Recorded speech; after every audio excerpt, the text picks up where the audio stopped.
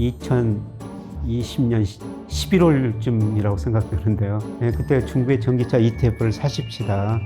이런 말씀을 드렸었어요. 전 세계가 탄소 제로 시대로 가려면 전기차로 갈 수밖에 없거든요. 그런데 전기차 시장이 제일 빨리 성장하는 데가 저는 중국이라는 것이죠.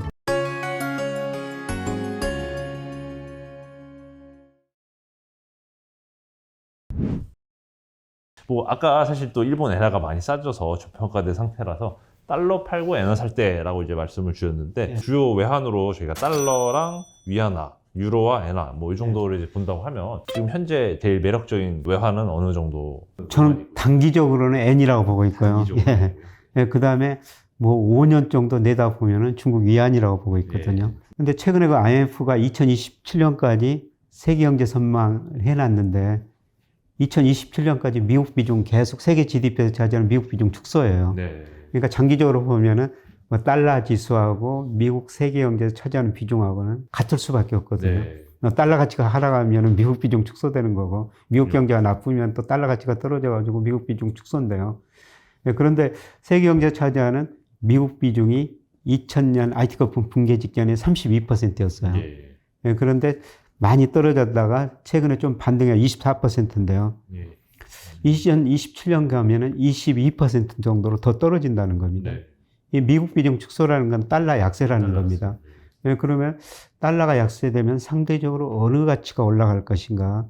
저는 중국이 그동안 수출로 많이 성장했는데요. 중국이 수출로 성장하는 데는 한계가 있고 소비 중심으로 성장하리라고 보고 있거든요. 그리고 세계 경제 불균형을 해소하기 위해서는 사실 미국 사람들이 지금까지 소비하면서 세계를 먹여 살렸거든요. 맞습니다. 중국도 먹여 살렸죠. 예를 들어서 2001년에서 중국이 2001년 WTO 가입했습니다만 작년까지 중국이 미국하고 교역해서 5조 8천억 달러를 벌어갔어요. 그런데 중국이 그거를 세계에다가 자기들이 이제 많이 소비해가지고 세계 성장을 위해서 중국 소비자들에게 많이 소비를 해야 된다는 거죠. 중국의 1인당 국민소득 2019년부터 1만 달러를 돌파했거든요. 중국이 중기적으로 소비 중심으로 성장하면서 중국의 위안화가 강세라고 보고 있습니다. 대체적으로 근데 중국이 이런 5조 8천억 달러에 달하는 막대한 경상수지 흑자를 벌어갔는데 사실 이 상당 부분은 어떻게 보면 다시 해외로 유출돼서 재투자를 하거나 아니면 뭐 해외 자산 에셋 파킹이 된 경우가 많다고 들었는데요. 예, 그렇습니다. 미국 중국의 일반 보통 이제 농민공 이슈도 많고 중국에 있는 내수의 소비 능력이 되는 인구가 많겠느냐라는 또 약간 반대 의견도 항상 있더라고요. 예, 뭐 소득 차별화 돼가지고 그럴 수는 있는데요. 중국 거 GDP 중에서 투자 비중이 세계에서 제일 높은 나라가 중국이고요. 주요국 중에 소비 비중이 제일 낮은 나라는 또 중국이거든요. 그래서 미국 GDP에서 소비가 차지하는 70%인데 중국은 한 38%밖에 안 돼요. 근데 결국 과거하고는 달리 중국 GDP에서 투자 비중은 줄어들고 저는 소비 비중은 계속 좀 늘어나리라고 지금 보고 있습니다. 그리고 금융시장으로 앞으로 저는 중국으로 돈이 들어가리라고 보고 있거든요. 중국 경제가 이제 뭐 7%, 10% 성장하는 시대는 끝났습니다. 저는 앞으로 잘해야 4 내지 5%고 특히 올해는 일시적으로 3%까지도 떨어지리라고 보고 있어요. 그런데 7%, 10% 고성장할 때는 돈이 실물로 갔거든요. 그런데 경제가 안정성장 국면에 들어서면은 돈이 실물 투자로 가는 것보다는 금융시장으로 들어오거든요. 그래서 저는 중국의 금융시장이 다른 나라보다 더 빠르게 확대되리라고 보고 있어요. 그래서 이런 걸 노리고 뭐 골드만삭스, JP모간 이런 유명한 금융회사들이 최근에 보니까 중국 진출을 많이 늘리고 있더라고요. 중국 지사 많이 샀죠. 특히 그 JP모간 같은 데는 작년에 100% 증권 자회사를 만들었다는 겁니다. 그런 큰 금융회사를 왜 그렇게 중국 들어갈까? 그건 돈이 보이기 때문입니다. 중국 경제는 실물 경제는 성장률이 한 단계 떨어졌지만은 그게 이제 처음에는 진통을 겪었지만 시간이 갈수록 이게 질적 성장 국면으로 들어섰다. 그러면서 금융시장이 빨리 확대되리라고 보고 있습니다. 그래서 세계 자금이 저는 중국 금융시장으로 많이 들어가리라고 보기 때문에 그게 장기적으로는 또 위안화 같이 상승을 초래할 것이다. 이렇게 좀 전망하고 있습니다. 사실 알리바바의 마인이라든지 아니면 최근에 루싱커피의 회계 부정 사태 같은 이런 단편적인 이벤트를 보고 있자면 아직까지는 이제 개인이 중국 주식을 막 마음 놓고 투자하고 싶어도 좀 꺼려지는 부분이 있는 것도 사실이거든요. 개인이 중국에 투자를 한다면 좀 현재로서는 어떤 자산이나 어떤 금융상품을 좀 추천할 만하다고 보시나요? 얼마 전에 영국의 디 이코노미스트랑 경제 주간지 보니까 중국 뭐 경제 금융시장 하이브리드 캐피탈리즘이라고 그랬더라고요. 그래서 우리 하이브리드 같으면 어떤 때는 내연 기름으로 가고 어떤 예. 때는 전기로 가고 그렇지 않습니까? 맞습니다.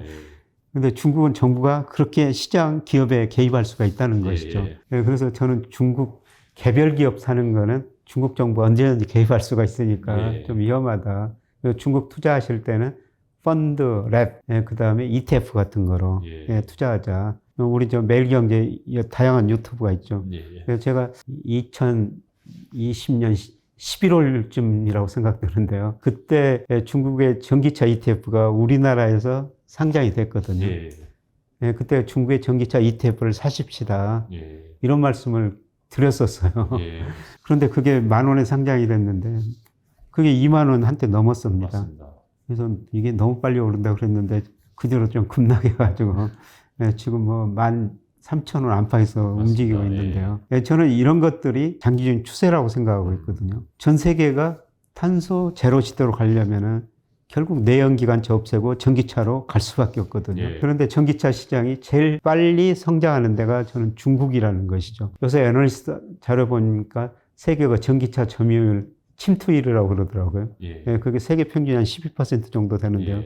중국은 한 22% 정도 되더라고요. 이게 앞으로도 더 빨리 확대될 거라는 거죠. 20,000원 넘던 게 지금 13,000원 안팎으로 떨어졌으니까 제가 보기에는 다시 싸졌다고 보고 있거든요. 20,000원일 때는 너무 비싸다고 너무 빨리 올랐다고 생각하는데 좀 13,000원 보니까 최근에 너무 싸졌다. 뭐 이럴 때 멀리 내다보고 꾸준히 사두는 것도 괜찮을 것 같다. 차이나 전기차 ETF 하면 보통 이제 뭐 니오나 샤오퐁 같은 이런 종목부터 뭐 강북 리튬 같은 이제 리튬 회사까지 BRD랑 이런 종목들이 생각이 납니다. 뭐 개별 종목에 대한 매수매도 추천은 아니었음을 다시 한번. 또 중국 외에도 이제 개인 투자자분들이 미래에 큰 부를 이룰 수 있는 기회를 찾을 수 있는 국가나 아니면 업종, 산업이 있다면 좀 몇 개 더 말씀 가능하실까요? 저는 뭐 헬스케어 산업이라고 생각하거든요. 우리가 코로나로 지금 정말 많은 사람들이 죽었지 않습니까? 특히 미국 사람들 100만 명 이상 죽었다는데 이걸 보면서 우리가 더 건강하게 오래 살자. 이번 코로나하고 이제 우리가 생각하는 방향이라고 생각하고 있습니다. 그래서 그 바이오 관련주, 뭐 최근에 급등했다 많이 떨어졌지만은 이런 것도 저는 앞으로 꾸준히 성장 산업이라고 보고 있습니다. 근데 이것도 정말 옥석을 가려야 되죠. 그래서 이런 것도 개별 기업으로 사기보다는 그냥 ETF로, 헬스케어 관련 ETF, 우리나라 것도 있고 중국 것도 있고 그러거든요. 그리고 국가별로 보면은 저는 아시아 국가 비중을 좀 늘려야 된다고 생각하거든요. 저는 우리 수출만 보면 세계 경제 흐름을 알 수가 있는데요. 우리 수출 중에서 비중이 늘어나는 나라가 성장하는 국가거든요. 그런데 우리 수출 중에서 가장 지금 비중이 빨리 늘어나는 지역이 아세안이거든요. 예를 들어서 2000년에 아세안 지역이 우리 수출에서 차지하는 비중이 11%였는데요. 올해 4월까지 보니까 19%까지 올라와 버렸거든요. 그 나라들이 경쟁이가 성장한다는 거죠. 뭐 대표적으로 뭐 인도네시아, 뭐 아세안 국가 해당 안 되지만 인도 같은 나라, 뭐 이런 나라들이 저는 꾸준히 앞으로 성장하리라고 보고 있습니다. 이런 나라 주가들도 최근에 좀 많이 떨어졌는데요. 멀리 내다보고 이렇게 떨어질 때마다 조금씩 사놓고, 근데 물론 이런 나라도 종목을 사는 것보다는요. 맞습니다. 사실 우리가 뭐 인도 기업 주식, 그 다음에 베트남 기업 주식 아직 분석을 못 하고 있거든요. 그래서 이런 것들도 저는 ETF 중심으로 우선은 몇 개 우량 종목으로 구성된 ETF가 있거든요. ETF 중심으로 지금은 투자하는 시기라고 보고 있습니다. 이제 아시아 시장에 성장하는 국가에 투자하는 것과 별개로 어쨌든 저희는 다 한국인이고 한국인 투자자지 않습니까? 그러면 과연 저성장 저금리가 고착화된 시대에서 한국 내의 산업과 투자 기회를 찾자면 어디서 찾아야 될까요, 도대체? 저성장 저금리 시대 저는 고차가 됐다고 보고 있고요. 그래서 우선 일하면서 근로소득 얻는 게 정말 중요하다. 주식 투자도 중요하지만요. 뭐 제 이야기를 한번 해보면요. 제가 2013년에 하던 회사 팔았었어요. 그래서 여유자금 좀 있었는데 S보험 생명보험회사에서 뭐 즉시연금 하나 가입, 뭐 거기가 잘하는 사람이 있어가지고 가입하라는 겁니다. 그래서 2억 원을 가입했더니 2014년 3월에 가입했는데 4월에 51만 원을 주더라고요. 근데 그게 매월 주는데 그게 최근에 28만 원으로 줄어들었어요. 아이고, 너무 많이 줄어듭니다. 채권 금리가 그렇게 많이 떨어졌기 때문에요. 보험회사는 주로 채권 투자를 많이 하거든요. 채권 이자를 대단. 근데 제가 무슨 일을 해가지고 지금 한 달에 30만 원 벌면은 금융자산 2억 가지고 있는 거랑 똑같은 현금 흐름이라는 거죠. 지금 뭐 500만 원, 1000만 원 월급 받으면 500만 원이면 50억, 1000만 원 가지면은 100억 가지고 있는 거랑 똑같은 시대가 올 거라는 거죠. 저성장 저금리 시대는 일하면서 근로소득 얻는 게 정말 중요하고요. 그 다음에 꼭 배당 투자는 앞서 말씀드렸습니다만 해야 돼요. 특히 특히 사실 우리 주가가 그동안 저평가된 이유가 여러 가지 있었습니다만 배당 성향이 낮다는 것도 문제였거든요. 맞습니다. 2019년 이전에는 우리나라 배당 성향이 기업 순이익 중에서 배당금 한 17% 정도 줬어요. 맞습니다. 근데 최근 보니까 30% 넘어섰거든요. 예. 우리 기업들도 이제 배당을 많이 주죠. 그리고 일부 뭐 투자자들 분들께서는 주주 환원 운동하고, 그래서 저는 앞으로 그 배당 수익률이 은행 이자보다 구조적으로 높은 시대다. 예, 그래서 뭐 배당 투자는 꼭 하셔야 된다는 거고요. 그리고 과연 어떤 산업들이 뭐 좋을 것인가. 이거는 저는 뭐 앞으로 5년 동안 반도체 괜찮으리라고 보고 있거든요. 예. 그리고 우리나라 전기차 시장. 이것도 성장하리라고 보고 있습니다. 예. 그리고 최근에 보니까 이 우리나라 제가 조선업종 뭐 관련 그 기업인들 이야기 들어보니까 그 이익 많이 내고 있더라고요. 그래서 조선업종 중에서도 제가 그 분야에는 애널리스트가 아니어서 모르는데요. 예. 지금 바다에 그 또 다른 배, 거기서 매연 엄청나게 나오지 않습니까? 그걸 다 바꿔야 된대요. 탈황장치인가 그걸로. 새로 100으로 또 바꿔야 된다는 겁니다. 그런데 그런 기술에서는 우리나라 조선사들이 굉장히 앞서가고 있다는 거죠. 그리고 돈을 많이 벌고 아직까지는 그렇게 투자할 때가 그렇게 많지 않으니까 현금성 자산을 많이 가지고 있더라고요. 뭐 이런 것도 저는 괜찮아 보입니다. 그래서 지금 주가가 많이 떨어졌고 제가 내년 상반기에는 한 단계 더 떨어질 수 있다 이런 말씀을 드리지만 사실 뭐 내년 상반기 제 예상대로 그렇게 떨어질 수도 있고 안 떨어질 수도 있습니다. 그냥 지금부터 주가가 저평가됐을 때 이런 종목들 나눠서 그냥 꾸준히 사는 겁니다. 최근에 이제 5월 이후로 이제 또 정부가 바뀌지 않습니까? 지난달 출연 이후 윤석열 정부가 새로 출범을 해서 자영업자 지원책을 포함한 막대한 추경안을 또 어쨌든 추가로 내놓았고요. 이런 추경안이 과연 이 경기 침체를 막을 해결책이라고 보시는지, 또 최근 벌어지고 있는 일련의 추경 경쟁이 괜히 환율 상승과 물가 인상, 금리 인상 압력 같은 부작용을 낳는 건 아닌지 어떻게 보시는지 궁금합니다. 사실 우리 경제도 지금 물가 상승 압력은 높고 경기는 둔화되고 있거든요. 그래서 정책 당국이 어려운 선택을 할 수밖에 없어요. 근데 한국은행 측면에서는 물가 안정이 가장 중요한 목표니까 한국은행은 계속 금리 인상하고 저는 통화 긴축을 해야 된다고 생각합니다. 그러면 문제는 경기가 더 나빠져 버리거든요. 이럴 때는 재정 정책을 어느 정도 써야 된다는 겁니다. 그래서 한국은행 금리를 올리고 내린 거는 모든 경제 주체에 영향을 줘요. 그런데 우리 정부가 지금 소상공인한테 뭐 이번에 어려운 중소기업 59조 정도 추경 편성했지 않습니까? 저는 그게 바람직하다고 생각해요. 그게 전체적으로 그렇게 물가 상승 압력은 주지는 않을 거라 보고 있거든요. 그러니까 우리가 구조적으로 저희가 저성장 국면으로 간다고 말씀을 드렸습니다만 저성장의 특징은 한마디로 차별화예요. 과거 우리가 뭐 7%, 10% 성장할 때는 경제 규모 파이가 커졌기 때문에 같이 성장할 수가 있었습니다. 근데 커지는 규모가 지금 상대적으로 줄어들고 있거든요. 그걸 나눠 가져야 돼요. 그래서 경쟁력 있는 기업은 더 많이 가고 경쟁력 없는 기업은 굉장히 어려움이나 시장에서 퇴출될 수밖에 없지. 차별화가 너무 심화된다는 거죠. 이게 정부가 해야 할 일이라는 겁니다. 그리고 구조조정이 뭔가 되게 펼쳐질 거라고 보시나요? 구조조정도 해야 되고 그리고 살아날 분야에는 정부가 집중 지원을 해야 되죠.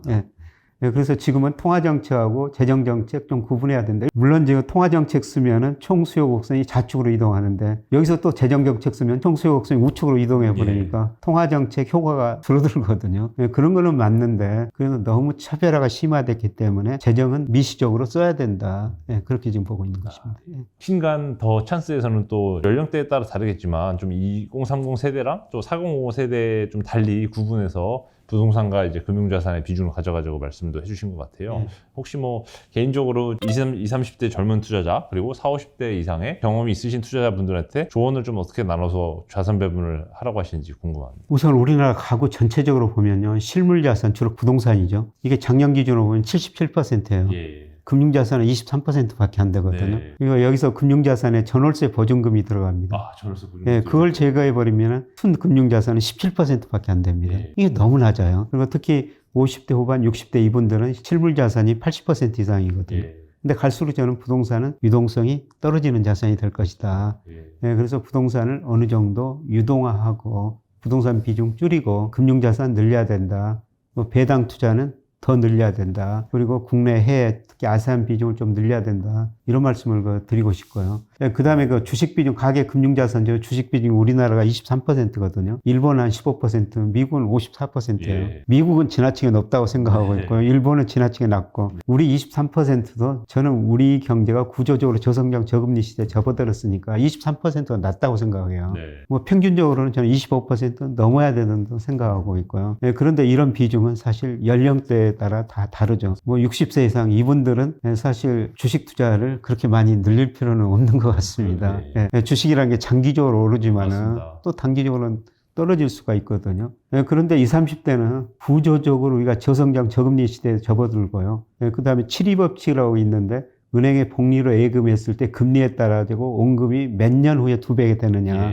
그래서 금리가 9%면 8년 후에 71을 8년 나누면 9로 나누면 8년 후에 원금이 2배가 되거든요. 근데 지금 금리 1%예요. 72년이 지나야지 원금이 2배가 되거든요. 주식 투자할 수밖에 없어요. 그래서 20, 30대는 저는 금융자산 중에서 주식 비중을 뭐 80% 이상 가지고 가도 된다. 그리고 장기 투자, 100세까지 주식 투자를 해야 된다. 연령대별로 주식 비중은 다른데요. 평균적으로 23%는 지금 낮다. 최소한 25% 돼야 되는데 이 젊은 분일수록 좀 멀리 내다보고 주식 비중을 많이 늘려야 된다. 그런데 아까 말씀드렸으면 전문분들이 단기적으로 좀 돈을 많이 불려야 되겠다. 그래서 신용을 쓰고 소수 종목에 집중 투자하는데요. 그거는 그렇게 바람직스럽지 않고, 그래서 혹시 제가 가끔 이런 방송 때마다 젊은들한테 희망을 드리기 위해서 박영옥 대표라고 주식농부로 주식농부 이야기하는데요. 저하고 증권사 입사 동기예요. 그래서 오랫동안 지켜보는데요. 이 친구 정말 흙수저예요. 지금도 만나니까 제가 그 친구 누구보다도 잘 알죠. 그런데 월급 받아가지고 그거를 굴려가지고 지금 엄청난 부자가 됐지 않습니까? 좀 멀리 내다보면서 그렇게 하면 그 친구처럼 부자가 될 수가 있다는 겁니다. 그래서 젊은 분들은 조금 너무 단기적으로 보지 마시고 100세까지 주식 투자할 수밖에 없다. 우리 경제가 그런 상황이다. 그래서 조금 멀리 내다보고 뭐 좋은 종목 골라가지고 뭐 장기 투자, 때로는 단기 투자 해야 되죠. 장기 투자하는 습관도 좀 가지시는 게 좋지 않을까 그런 생각이 해봅니다. 앞으로 농부의 마음으로 이제 농부의 마음으로 기후변화가 심각한 시대가 왔지만 아무튼 농부의 마음으로 지금도 투자 씨앗을 뿌려보자 말씀 주셨고요. 혹시 짧게 마지막으로 구독자분들께 한 말씀 부탁드리겠습니다. 제가 살아오면서 돈은 하고 싶은 일을 하고 싶을 때 하게 만드는 게 돈이라고 저는 그렇게 돈을 정의를 내리고 있거든요. 그 돈을 어디서 모읍니까? 금융시장. 특히 주식시장에서 모을 수밖에 없거든요. 그래서 정말 그 주식시장 큰 거시적인 흐름뿐만 아니라 미시적인 기업 공부도 해가지고요. 뭐 주식시장에서 그런 돈을 모아가지고 하고 싶은 일 많이 하셨으면 좋겠다는 생각이 듭니다. 감사합니다. 교수님 말씀처럼 저희 구독자님들도 성공 투자하셔가지고 꼭 하고 싶은 일 하시길 바라겠습니다. 이상 자이언트TV 양성 기자였고요. 다음에도 알찬 콘텐츠로 찾아보도록 하겠습니다. 감사합니다.